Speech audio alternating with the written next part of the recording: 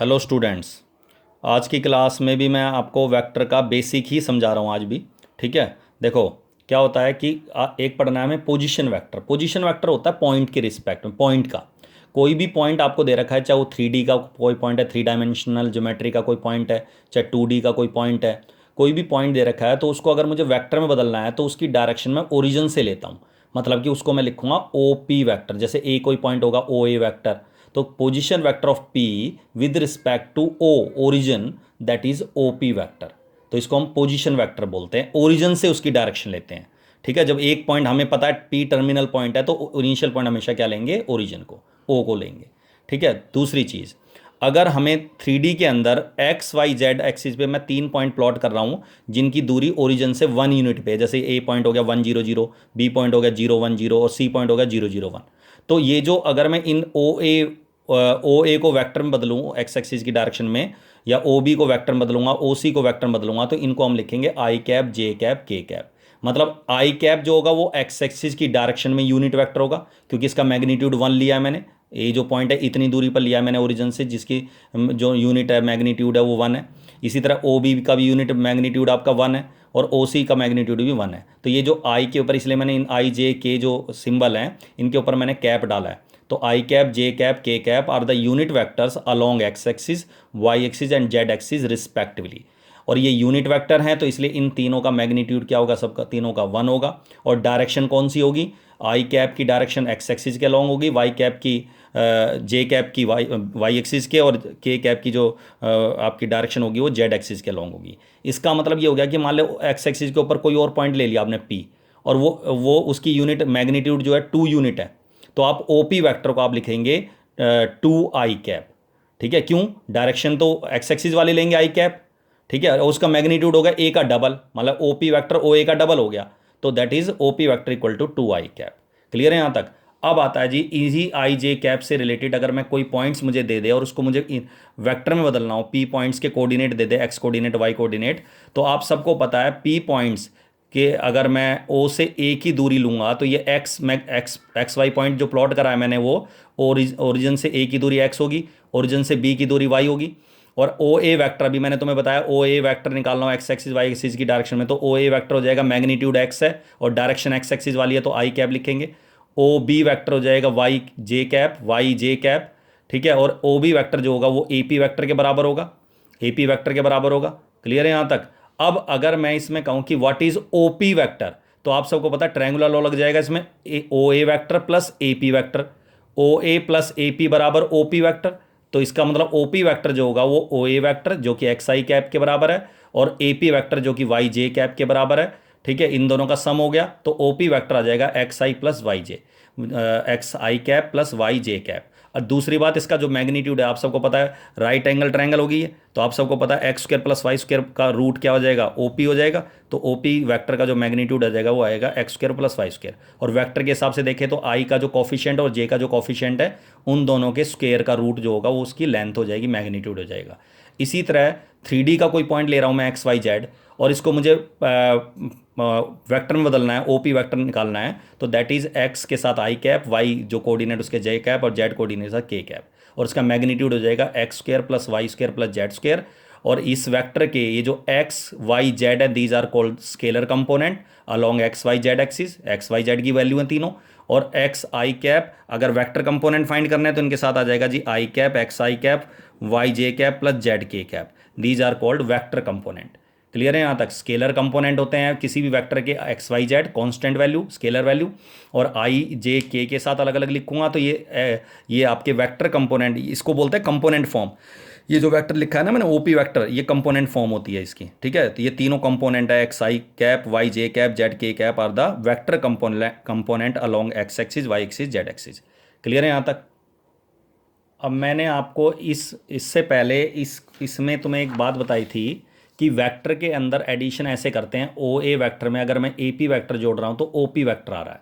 तो ये कैसे आया था ओ ए प्लस ए पी बराबर ओ पी, तो ये एडिशन ऑफ वेक्टर्स के अंदर आता है कि जब हम दो वेक्टर्स को जोड़ते हैं तो दो लॉ के हिसाब से जोड़ते हैं, एक triangular law of addition of vector और एक parallelogram law of addition of vector. Triangular law में अगर मैं ए बी वैक्टर में बी सी वैक्टर जोड़ना चाह रहा हूँ, मतलब ऐसे दो वैक्टर को जोड़ना चाह रहा हूँ, एक का टर्मिनल पॉइंट बी है और एक का बी सी का बी इनिशियल पॉइंट है, तो ये बराबर आता है जी ए सी वैक्टर के बराबर। तो अगर मैं इसको स्मॉल ए वैक्टर लिखूँ, इसको स्मॉल बी वैक्टर, तो इन दोनों, ये जो ए सी वैक्टर आएगा वो इन दोनों वैक्टर का सम आएगा। इसको रिजल्टेंट वैक्टर भी बोलते हैं। तो कहने का मतलब ये है कि अगर मैंने किसी ऑब्जेक्ट को ए से बी पे डिस्प्लेस किया, बी से सी पे डिस्प्लेस किया, तो अब उसकी ए से अब एक्चुअल पोजीशन और डायरेक्शन क्या है, दैट इज ए सी, तो डायरेक्शन हो जाएगी और मैग्नीट्यूड हो जाएगा ए से सी तक, ये इसका मैग्नीट्यूड हो जाएगा। ठीक है, ये इसी तरह आप सबको पता है ए सी वैक्टर को अगर मैं सी ए वैक्टर लिखूंगा तो ये नेगेटिव हो जाता है, तो और सी ए वैक्टर को अगर मैं ऐड कर दूं दोनों साइड, तो आप सबको पता है इधर जीरो वैक्टर हो जाएगा, इधर सी ए वैक्टर। तो ट्रायंगल की तीनों साइड्स का sum A B plus B C plus C A C नहीं सी ए, तो that is equal to zero vector. वैसे किसी ट्रायंगल की तीनों साइड का सम जीरो नहीं होता, लेकिन वेक्टर फॉर्म में A B vector plus B C vector plus C A vector का अगर मैं तीनों का सम करूंगा वेक्टर फॉर्म में, तीनों साइड्स के अलोंग जो वैक्टर होंगे इन तीनों को जोड़ूंगा तो जीरो वैक्टर के बराबर आएगा। ठीक है, तो ये एक रिजल्ट है, ये इंपॉर्टेंट रिजल्ट है जो ध्यान रखना है। इसी तरह पैरेललोग्राम लॉ हम तब लगाते हैं जब हम ऐसे किन्हीं दो ऐसे वेक्टर को जोड़ रहे हैं जो को इनिशियल वेक्टर है, मतलब ए बी का ए इनिशियल पॉइंट हो गया, ए डी का ए इनिशियल पॉइंट हो गया। तो अगर मैं ए बी वैक्टर में A D A B vector में ए डी वैक्टर जोड़ रहा हूं तो that is equal to A C vector, तो A vector plus B vector. Clear है यहाँ तक? तो इसका मतलब ये हो गया, जैसे ट्रायंगुलर अगर इसमें जैसे ए बी वैक्टर, अगर हमें ये दो वैक्टर गिवन है, मान लो ये ए बी वैक्टर दे रखा है, ए डी वैक्टर दे ए बी और ए डी दो वैक्टर दे रखे हैं, तो इस पैरेललोग्राम को पूरा कर लो, इसके पैरेलल साइड ड्रा कर दो जितनी लेंथ है, बी सी के ए डी के पैरेलल साइड ड्रा कर दो, तो ये ए सी डायगोनल बन जाएगा। तो आपने देखा, आप सबको पता है एडिशन ट्रायंगुलर लॉ के हिसाब से A B plus B C A C के बराबर होता है, सबको पता है, और बी सी जो है वो ए डी के बराबर है। तो इसका मतलब A B plus B C अगर ए सी है तो बी सी की जगह ए डी लिख सकता हूं मैं, इस बी सी की जगह ए डी लिख सकता हूं, तो A B plus A D बराबर क्या हो गया, ए सी। तो इसका मतलब ए सी जो वेक्टर होगा जो इस पैरेललोग्राम के डायगोनल को शो कर रहा है, that is the sum of A B vector plus A D vector, A B plus A D vector, या इसको स्मॉल ए इसको स्मॉल बी ले रहा हूं, तो this is the vector A plus vector B या रिजल्टेंट वैक्टर। अच्छा, छोटे छोटे दो बातें हैं कि वेक्टर एडिशंस आर कम्यूटेटिव, मतलब कि आपस में ए प्लस बी कर दें जब बी वेक्टर में ए वेक्टर जोड़े बराबर होते हैं। इसी तरह एसोसिएटिव भी होती है, वेक्टर ए बी को पहले ए में बी जोड़ के सी बाद में जोड़ें, या पहले बी सी को जोड़ने के बाद ए जोड़ें, बराबर आएगा। इसी तरह अगर हम ए वेक्टर में जीरो वेक्टर जोड़ें या जीरो वेक्टर में ए वेक्टर जोड़ें तो ए वेक्टर आएगा। इसी तरह किसी कॉन्स्टेंट से मल्टीप्लाई करके किसी वेक्टर का मैग्नीट्यूड निकालो तो उसका जो वेक्टर है वो के का मोड इंटू ए का मैग्नीट्यूड जाएगा, या दूसरे वर्डों में कह दूँ ट्वाइस ऑफ ए वेक्टर का मैग्नीट्यूड बराबर हो जाएगा ट्वाइस ऑफ जो अकेले ए वेक्टर का मैग्नीट्यूड है, ट्वाइस हो जाएगा। किसी कांस्टेंट जीरो वेक्टर को किसी कांस्टेंट से मल्टीप्लाई करेंगे, जीरो वेक्टर ही रहता है। इसी तरह किसी वेक्टर को यूनिट वेक्टर बदलना हो तो उसको उसके मैग्नीट्यूड से डिवाइड कर देते हैं। क्लियर है यहाँ तक? ये छोटे छोटे रिजल्ट हैं। इसी तरह अगर मैं मान ले ए पॉइंट है जी x1 y1 z1 और b पॉइंट है x2 y2 z2, और मुझे ए बी वैक्टर फाइंड करना, मतलब इन दोनों को ज्वाइन करके एक नया वैक्टर फाइंड करना, ए बी वैक्टर। तो पहले तो मैं ओरिजिन से ओ ए वैक्टर, आप सबको पता है x1 y1 z1 को वैक्टर बदलेंगे तो आई जे कैप लिख देंगे इसके साथ। ओ बी वैक्टर को अगर मैं बदलूंगा वैक्टर में तो आप सबको पता है x2i plus y2j plus z2 के कैप हो जाएगा। ठीक है ना? और आप सबको पता है ट्रायंगुलर लॉ के हिसाब से ओ ए वैक्टर में ए बी वैक्टर ऐड करूंगा तो ओ बी वैक्टर आता है, ओ ए प्लस ए बी बराबर ओ बी, तो ए बी वैक्टर किसके बराबर होगा, ओ बी माइनस ओ ए। तो ये एक पॉइंट है कि अगर मुझे ए बी वैक्टर फाइंड करना है, मतलब एक ऐसा वेक्टर फाइंड करना है जो दो पॉइंट्स को ज्वाइन करके बनेगा, तो जो उस वेक्टर का जो ए बी वैक्टर का बी टर्मिनल पॉइंट है, ए इनिशियल पॉइंट है, तो जो टर्मिनल पॉइंट का पोजीशन वेक्टर होगा ओ बी, उसमें से इनिशियल पॉइंट का पोजीशन वेक्टर ओ ए घटा दो। तो अगर मैं ओ बी में से ओ ए घटाऊंगा, इसमें से घटाऊंगा तो x2 minus x1 i cap आ जाएगा, y2 माइनस वाई वन जे कॉमन आ जाएगा जे cap, z2 minus z1 k cap. और इसका मैग्नीट्यूड आप सबको पता है, मैग्नीट्यूड आ जाएगा आई जे के, जो कॉफिशिएंट्स हैं उन तीनों का स्क्वायर का रूट। आई बात में आता है, मैग्नीट्यूड आ जाएगा। और स्केलर कंपोनेंट तो मैंने आपको बता दिया, x2 माइनस x1 ये y2 minus y1 z2 minus z1 ये स्केलर कंपोनेंट है। और vector components are x2 minus x1 i cap, y2 minus y1 j cap, z2 minus z1 k cap. ये आपके क्या हो जाएंगे, वेक्टर कंपोनेंट। क्लियर है यहाँ तक?